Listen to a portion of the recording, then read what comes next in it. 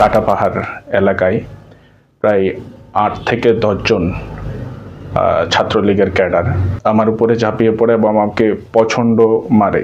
মহানগরের রাজনীতি করতে গিয়ে আমি বেশ কয়েকবার পুলিশের নির্যাতনের শিকার হয়েছি এবং সরকারি দলের কর্মীদের নির্যাতনের শিকার হয়েছি। 14 সালের শেষের দিকে আমাদের পার্টি অফিসে একবার হামলা হয়েছিল। মহিলা দলের অনেক কর্মী ছিল, তারাও আমাদের খুব কাছাকাছি ছিল। মানে এলোপ্যাথারিভাবে আমাদেরকে পিটানো হয়েছে। তো পেটানোর পরে তখন আমার এখানে মেরুদণ্ডের মধ্যে প্রচণ্ড আঘাত লেগেছিল, বারবার ওখানে হিট করেছিল এবং আমাদের মেরুদণ্ডে আমার স্কেচ পড়ে যায়। আমি ছাত্র রাজনীতিতে সক্রিয়ভাবে অংশগ্রহণ করি। 2005 সালে এসএসসি পাশ করি। সৌভাগ্যবশত আমি যেখানে লেখাপড়া করতাম পার্বত্য অঞ্চলে, ওখানে তখনকার এমপি ছিলেন ওয়াদুদ ভুঁইয়া, ওনার হাত ধরে আমার রাজনীতির হাতে করি। এরপরে আমি 2007-এ ইন্টারমিডিয়েট পাশ করার পরে 2008 সালে চট্টগ্রাম বিশ্ববিদ্যালয়ে রসায়ন বিভাগে ভর্তি হই। বিশ্ববিদ্যালয় জীবনে ভর্তি হওয়ার পর থেকে সক্রিয়ভাবে ছাত্র রাজনীতিতে জড়িয়ে পড়ি। তখনকার সময়ে আমাদের ছাত্রদলের বিশ্ববিদ্যালয়ের সভাপতি তৌহিদ ভাই, মিঠু ভাই, ওনাদের হাত ধরেই মূলত অ্যাক্টিভলি ছাত্র রাজনীতি করি। তো আমি যখন দ্বিতীয় বর্ষের ছাত্র বিশ্ববিদ্যালয়ে 2009 সালে, তখন নতুন নির্বাচন হয়েছিল, আওয়ামী লীগ জয়লাভ করেছিল। ওই নির্বাচনের পরপরেই ক্যাম্পাসে একটা ত্রাসের রাজনীতি সৃষ্টি হয়।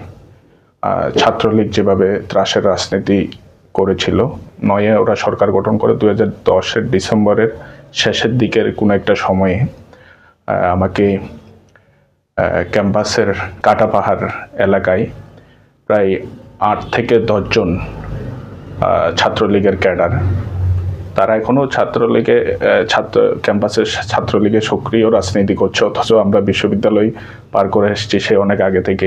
আমার উপরে ঝাঁপিয়ে পড়ে এবং আমাকে প্রচণ্ড মারে এবং আমার থাইয়ের মধ্যে ছুরিকাঘাত করে। এখানে মারার পরে এক সময় আমি ওখানে পড়ে থাকি। এরপরে আমার সহপাঠীরা ধরে আমাকে ক্যাম্পাসের হাসপাতালে নিয়ে যায়। সেখান থেকে চট্টগ্রাম মেডিকেল হাসপাতালে আমার চিকিৎসা দেওয়া হয়। এরপরে বলতে গেলে আমি সক্রিয়ভাবে তখন ক্যাম্পাসে আর রাজনীতি করতে পারিনি, কিন্তু এরপরে আমি চট্টগ্রাম মহানগর রাজনীতির সাথে খুব সক্রিয়ভাবে জড়িয়ে যাই। মহানগরের রাজনীতি করতে গিয়ে আমি বেশ কয়েকবার পুলিশের নির্যাতনের শিকার হয়েছি এবং সরকারি দলের কর্মীদের নির্যাতনের শিকার হয়েছি। ফার্স্ট আমাকে পুলিশের নির্যাতনের শিকার হয়েছি 14 সালের শেষের দিকে। আমাদের পার্টি অফিসে একবার হামলা হয়েছিল, আমাদের মিছিলে পুলিশে হামলা করেছিল। তো আমরা কয়েকজন ওখানে আটকা পড়েছিলাম ভিতরে, চট্টগ্রাম নসিমন ভবন পার্টি অফিসে। সেখানে আমাদেরকে মহিলা দলের অনেক কর্মী ছিল, তারাও আমাদের খুব কাছাকাছি ছিল। মানে এলোপ্যাথারিভাবে আমাদেরকে পিটানো হয়েছে। তো পেটানোর পরে তখন সবাইকে, যাকে পেয়েছে ওরা কাউকে ছাড়ে নাই, সবগুলো পুলিশে ছিল, কিন্তু মহিলাদেরকে নির্বিচারে পিটিয়েছে। ওখানের মধ্যে আমরা ছিলাম, আমরা যারা কয়েকজন ছেলে ছিলাম, আমাদেরকে সবচেয়ে বেশি পিটিয়েছে। লাস্টে আমাদের মহিলা দলের অনেকে ওদের পায়ে ধরেছে যে আমাদেরকে ছেড়ে দেওয়ার জন্য, আমাদেরকে মেরে তারা চলে গিয়েছিল। তখন আমাদেরকে অ্যারেস্ট করেনি, মেরেই চলে গিয়েছিল। এরপরে পুলিশের নির্যাতনের আরেকটা হচ্ছে, তাও 2019 সালে ঠিক একইভাবে নসিমন ভবন পার্টি অফিসে হামলা হয়েছিল। আমরা ছাত্রদল তখন মেবি আমাদের ভারপ্রাপ্ত চেয়ারম্যানের কোনো একটা রায়ের বিরুদ্ধে মিছিল করতে গিয়ে, প্রতিবাদ মিছিল করতে গিয়ে আমরা বের হচ্ছিলাম নসিমন ভবন পার্টি অফিস থেকে। আমাদের মিছিলে বাধা দেয়। আমরা অনেক বোঝানোর পরেও ওরা আমাদেরকে মিছিল করতে দিচ্ছিল না। আমরা চলেই যাচ্ছিলাম, কিন্তু আমাদেরকে পিছন থেকে ওরা যেভাবে হামলা করেছে, তখন কতগুলো বড় বড় কালো লাঠি ছিল। তো আমরা দৌড়ের মধ্যে আমি পড়ে গিয়েছিলাম। আমার এখানে মেরুদণ্ডের মধ্যে প্রচণ্ড আঘাত লেগেছিল, বারবার ওখানে হিট করেছিল এবং আমাদের মেরুদণ্ডে আমার স্কেচ পড়ে যায়।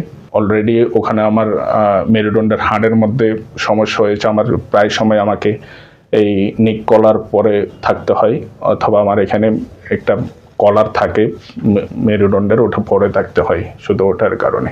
সর্বশেষ আমার খুবই ভয়াবহভাবে, নির্মমভাবে আমাকে অত্যাচার করা হয়েছে। সেটা হচ্ছে সালের 29শে নভেম্বর, আমার ডেটটা খুব কাছাকাছি বিধায় আমার মনে আছে 29শে নভেম্বর, তখন পুরো দেশে অবরোধ হরতালের কর্মসূচি চলছিল। আমরা শান্তিপূর্ণভাবে সারা দেশের মতো চিটাগংয়েও অবরোধ কর্মসূচি পালন করছিলাম। তো 2023-এর এই 29শে নভেম্বর সকালবেলা আমার নেতৃত্বে আমি একটা মিছিল বের করি ছাত্র দলের। সেটা আমাদের পার্টি অফিসের কাছাকাছি একটা জায়গায়, কাজের ডেউরি থেকে লালখান বাজার পর্যন্ত যাচ্ছিলাম আমরা। তো লালখান বাজার গিয়েই আমি মিছিল শেষ করে ফেলি এবং ছেলেরা চলে যাচ্ছিল। ঠিক এমন সময় প্রায় 8-10টা মোটর সাইকেলে সাদা পোশাকের আইন শৃঙ্খলা বাহিনীর লোকেরা এসে শুধুমাত্র আমাকে টার্গেট করে আমাকেই ঘিরে ফেলে এবং আমাকে অ্যারেস্ট করে। সাথে আমার আরো 4-5টা ছোট ভাই ছিল, ওদের 4জনকেও অ্যারেস্ট করে, সাথে আমার সাথে একই সাথে ওরা আমার মিছিলেই ছিল। আমরা মিছিল ছেড়ে যখন চলে যাচ্ছিলাম, ওখান থেকেই ধরে আমাকে কোনো প্রশ্নই করে নাই। আমাকে এলোপ্যাটারি ভাবে মারতে মারতে ওদের পুলিশের এর মধ্যে দেখলাম যে 4-5টা জিপ চলে আসছে পুলিশের। একটা জিপে তুলে আমাকে, জিপে তুলে দুজনে ডেকে বলে যে না না, ওকে ওখানে না, ওকে এখানে নিয়ে আই।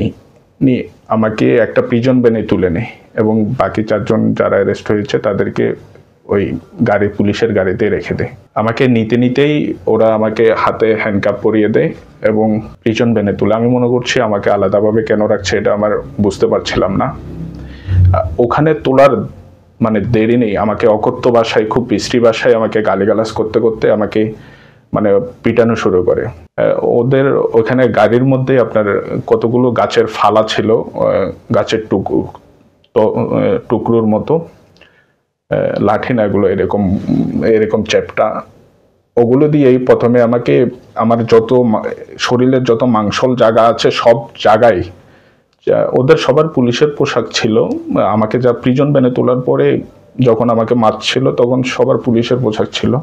ওখানে আমি ওদের র্যাঙ্ক দেখে বুঝছিলাম 2জন অফিসার ছিলেন আর 3জন কনস্টেবল ছিলেন, ওদের কোনো ইয়াতে ছিল না। আমাকে এলোপ্যাথারিভাবে মারছিল আর গালিগালাজ করছিল। এক পর্যায়ে আমি যখন চিল্লাচ্ছিলাম, একজনে আমার মুখ চেপে ধরে পাশে 2জনে এভাবে আমাকে হাত দুটো ধরে থাকে এবং পায়ের মধ্যে আমাকে শুধু পায়েই পিটাতে থাকে। এক প্রকারে দেখলাম যে আমি পায়ে ব্যথা পাচ্ছিলাম। কিছুক্ষণ পরে আমি আর কিছু বলতে পারি না, আমার পায়ে ওটা পিটাচ্ছিল কিন্তু আমার কোনো হুঁশি হচ্ছিল না, আমার পাগুলো অবশ হয়ে গেছিল। তো আমি ওখানে পড়ে যাই। পড়ে গিয়ে খুব বিশ্রী ভাষায়, আমি সনাতন ধর্মাবলম্বী একজন ছেলে, তো আমাকে আমার ধর্ম নিয়ে গালিগালাজ করছিল। কেন আমি কেন এই দলটা করি, আমি কেন আওয়ামী লীগ করি না, খুব বিশ্রী ভাষায়, যেটা আমি প্রকাশ করতে পারছি না। মানে এদের ভাষাগুলো এরকম ছিল যে মানে ডান্ডির বাচ্চা হয়ে তুই কেন বিএমপি করিস, ঠিক আছে, তোর বিএমপি তোকে কি দে, মানে এই টাইপের। তো আমি প্রচুর লেখালেখি করতাম, তো ওরা এগুলোই বলছিল যে ফেসবুকে আর লিখবি, সরকারের বিরুদ্ধে আর বলবি। আমাদের লোকাল যে এমপি রয়েছে এখন শিক্ষা মন্ত্রী নৌফেলের নামে আর লিখবি, নৌফেলের নামে কিছু বলবি। তো সর্বশেষ আমাদের পার্টি অফিসে যে আওয়ামী লীগ যে হামলা করেছিল, সেই হামলার বিরুদ্ধে আমি কোর্টে একটা মামলা করেছিলাম আমি বাদী হয়ে। তাই সেই মামলার কথা টেনে আমাকে পিটানো হয়েছিল, আওয়ামী লীগের বিরুদ্ধে মামলা করবি। মানে খুব বিশ্রী ভাষা, আমি এগুলো প্রকাশ করতে পারছি না। ডান্ডির বাচ্চা তুই কেন এগুলো করতেছিস, তুই আওয়ামী লীগ কর, তোকে আমরা পদ দেবো। এই মানে এত বিশ্রী, আমার মাকে বাবাকে ধরে গালিগালাজ করছিল। এগুলো আমি সহ্য করতে পারছিলাম না, আমার প্রতিবাদেরও কোনো ভাষা ছিল না। অ্যাকচুয়ালি আমি অবশ হয়ে গিয়েছিলাম, ওরা আমাকে এভাবে পিটাইছিল। এর মধ্যে ওদের একজনের মধ্যে ফোন আসছে, একজনের মোবাইলে বলে সে, হ্যাঁ স্যার, শালাকে কুত্তার মতো পিঠাচ্ছি স্যার, কুকুরের বাচ্চার মতো। না স্যার, দেখতেছি স্যার, কোনো সমস্যা হবে না স্যার, সমস্যা হবে না। ওরা কার সাথে কথা বলছে আমি জানি না। এভাবে পিটানোর পর ওরা 5জন ছিল, ওরা নেমে যায় এবং আমাকে ওখানে লক আপে রেখেই, ওরা পুলিশের ভ্যানে রেখেই ওরা নেমে যায়।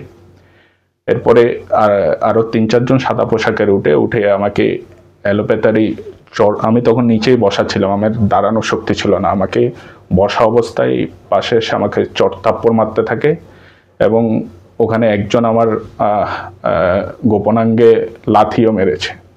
এরপরে মানে আমি কান্না করতে পারছিলাম না, কিন্তু আমার চোখ দিয়ে পানি আসছিল। পাশে দুজনে এভাবে আমাকে হাত দুটো ধরে থাকে এবং পায়ের মধ্যে আমাকে শুধু শুধু পায়েই পিটাতে থাকে।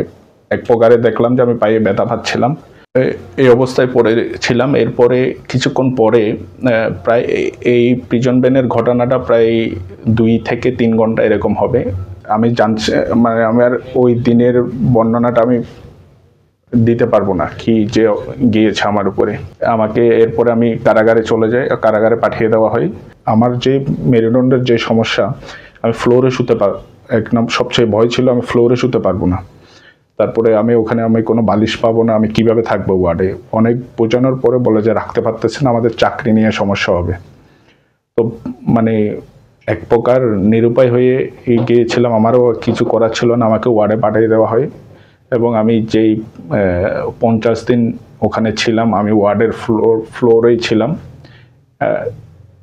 অলরেডি আমার মেরুদণ্ডের ব্যথাটা আরও বেড়ে গিয়েছে এবং কিভাবে যে আমার একটা মৌলিক অধিকার চিকিৎসা, সেটাও থেকে পর্যন্ত আমাকে বঞ্চিত করা হয়েছে। আমার কারণে আমার ছোট ভাই বিভিন্ন সরকারি চাকরিতে লিখিত পরীক্ষায় টিকার পরেও পুলিশ ভেরিফিকেশনে বাদ পড়েছে। ওর ভাই ছাত্রদল করে, বিএমপি করে। আমার ছোট বোন একটা স্কুলে ছিল, সেটা একটা মাধ্যমিক বিদ্যালয়, এমপিও স্কুল।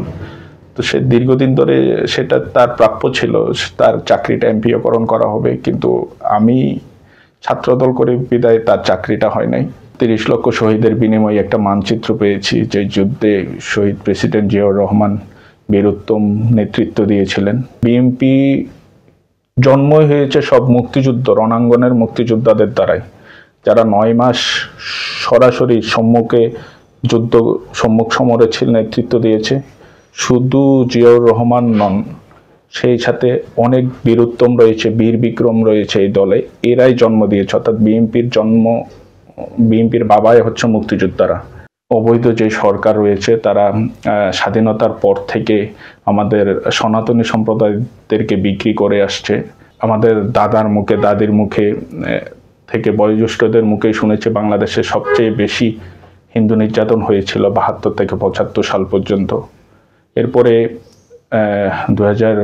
1992 সালেও শুনেছি, যখন ভারতে বাবরি মসজিদ নিয়ে সংঘর্ষ হয়েছিল, বিএনপি সরকার ক্ষমতায় ছিল, তখনও যারা মন্দির ভাঙার নেতৃত্ব দিয়েছে, তখনই সবাই এই আওয়ামী লীগের নেতারাই। কারো দয়াই বেঁচে থাকতে চায় না আমরা, তারা বিক্রি হতে আর চায় না। আমাদেরকে বিক্রি করে তারা ক্ষমতায়, এই সনাতনী সম্প্রদায়কে বিক্রি করে এই সরকার দীর্ঘদিন ধরে ক্ষমতায়, আমাদের পার্শ্ববর্তী দেশের আনুকূল্য নিয়ে বারবার ওরা ক্ষমতায় এসছে, কিন্তু ক্ষমতায় এসে সবচেয়ে বেশি নির্যাতিত করেছে। ধর্মীয় দৃষ্টিকোণ থেকে দেখলে সনাতনী সম্প্রদায়েরাই সবচেয়ে বেশি নির্যাতিত হয়েছে। একটি ঘটনারও বিচার হয়নি এবং উল্টো এই 2009 থেকে 2024 পর্যন্ত যে মামলাগুলো হয়েছে, মন্দির হামলা, বিভিন্ন সাম্প্রদায়িক হামলা, উল্টো সরকারেই নিয়ন্ত্রিতভাবে মামলা করেছে যারা বিরোধী দল করে, বিএনপি করে। এবং আমি একজনের নাম বলতে পারি, সেটা হচ্ছে বেগমগঞ্জ উপজেলা বিএনপির সভাপতি, যিনি নোয়াখালী জেলা যুবদলের সভাপতি ছিলেন, কামাখ্যা চন্দ্র দাস। ওনার মতো একজন হিন্দু নেতাকেও মন্দির হামলার আসামি করা হয়েছে এবং সাম্প্রদায়িকভাবে একটা বিষবাষ্প ছড়িয়ে দিচ্ছে যে ওরাই হামলা করে, অন্যদের ঘাড়ে মামলাগুলো করা হচ্ছে। তো এগুলো থেকে হিন্দুদেরকে সচেতন হতে হবে। আপনারা সচেতন না হলে আপনাদের মাথা বিক্রি করবে হিন্দু, বৌদ্ধ, খ্রিস্টান কল্যাণ ট্রাস্টের মতো। এই কয়েকদিন আগে আপনারা দেখেছেন, নির্বাচনের আগে এই ঢাকা কেন্দ্রীয় শহীদ মিনারে রানা দাশগুপ্তদের নাটক দেখেছেন। ওরা আপনাদেরকে বিক্রি করেই হবে, বিক্রি করতেই থাকবে। এগুলো আপনাদেরকে বুঝতে হবে এবং সবাইকে জানাতে হবে।